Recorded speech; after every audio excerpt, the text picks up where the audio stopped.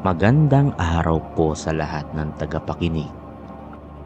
Ako po si Tila at nais kong ibahagi ang aking tunay na karanasan. Nangyari ito noong aking kabataan. Lumaki ako sa lugar ng Mandaluyong. Ang aming bahay ay 2 palapag. Ang aking mga magulang ang natutulog sa ibaba, habang ako at ang 5 ko pang kapatid ang natutulog sa itaas. Isang malaking kama ang inuukupa naming 3 babae, habang naglalatag naman ng banig sa baba ng kama ang 3 ko pang mga kapatid na lalaki. Noon pa man ay may mga kilabot na kaming nararanasan sa bahay naming iyon. May mga pagkakataong may naririnig kaming mga naglalakad sa itaas, kahit nasa baba naman kaming lahat. Isang gabi sa kahimbingan ng aming tulog, nagising kami sa malakas na tili ng isa kong kapatid na babae. Nagtaka kami kung bakit siya nasa labag. Ani niya, may nakita siyang malaking anino ng lalaki. Pinakatitigan niya ito nang biglang hilain siya nito sa kanyang buhok, dahilan ng kanyang pagkahulog sa kama. Dali-dali naman namin siyang pinainom ng tubig para kumalma. Kitang-kita namin ang takot sa kanyang mga muka. Ganon din ang panginginig ng kanyang buong katawan.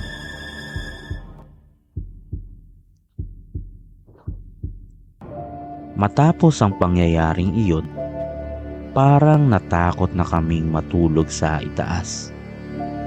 Ngunit ganon pa man, wala naman kaming ibang mapagtutulugan. Kaya ang ginawa na lang namin, hindi na kami nagpapatay ng ilaw sa tuwing kami ay matutulog.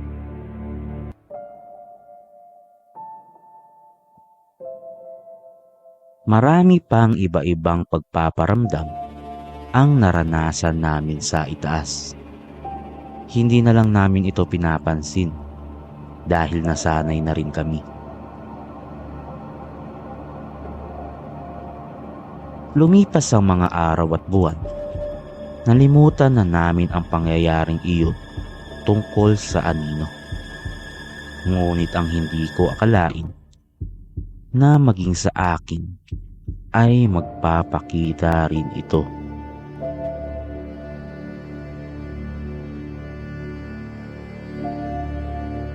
Gabi ng kasarapan ng aking tulog, biglang lamig ang aking naramdaman.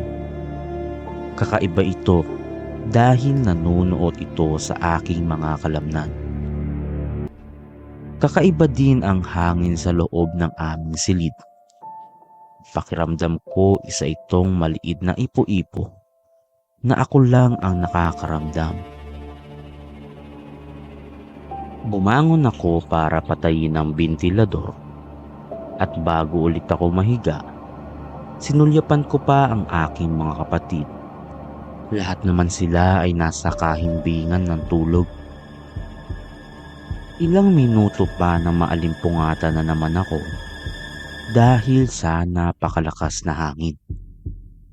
Babangon sana ulit ako para patayin ang bentilador,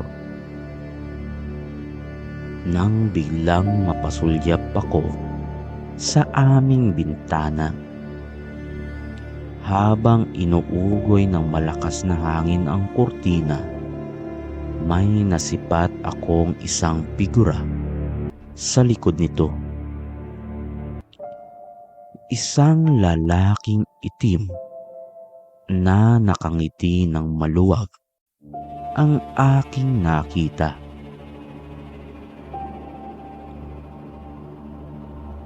Dahil sa kilabot, tinangka kong tumayo upang sana'y makatakbo at makahingi ng tulong. Ngunit hindi ko maigalaw ang aking katawan. Tila napako na ako sa aking pagkakahiga.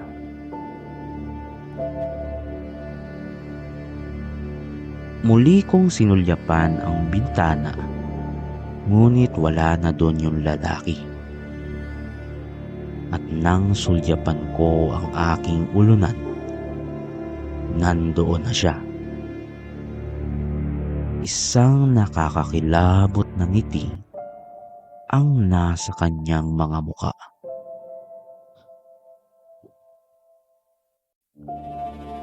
Isang mariin ng pagkakapikit ang aking ginawa. Nagsimula na rin akong magdasal ng Ama namin.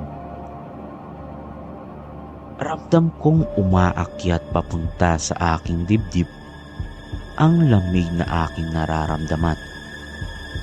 Dumagdag pa sa aking takot nang magsimulang sumabay ang lalaki sa aking pagdadasal.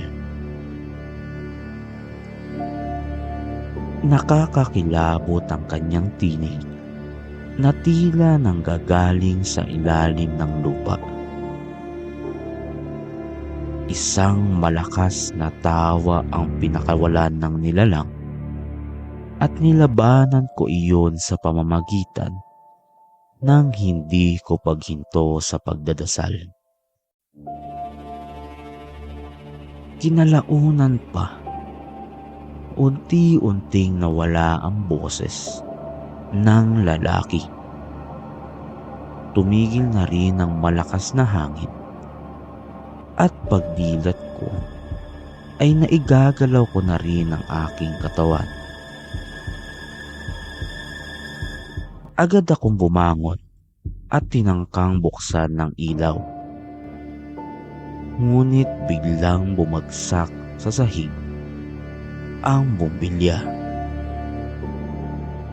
Rinig na rinig ko ang pagkabasag nito.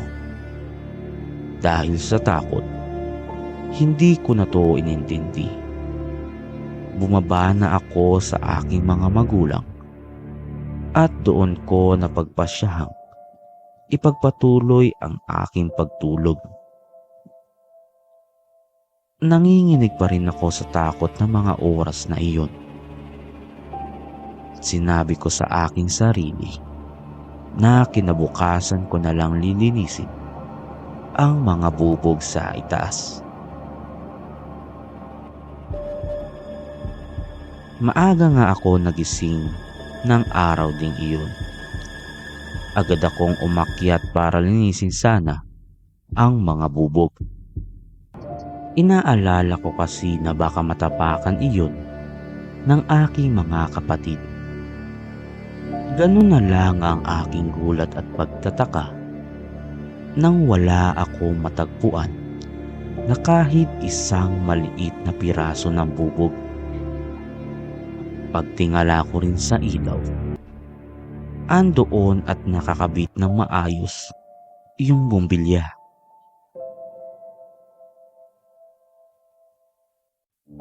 Naging sakitin ako pagkatapos ng mga pangyayaring iyon at doon na rin napagpasyahan ng aking mga magulang na ipakonsulta ako sa isang albularyo. Ayon sa salaysay ng albularyo, may isang kaluluwa na nagkagusto sa akin. Simula daw nung nakita ako nito, hindi na ako nito nilubayan. Ang lahat ng mga pagpaparamdam na ito ay kalaunan din namang nawala noong ako ay nakapag-asawa na.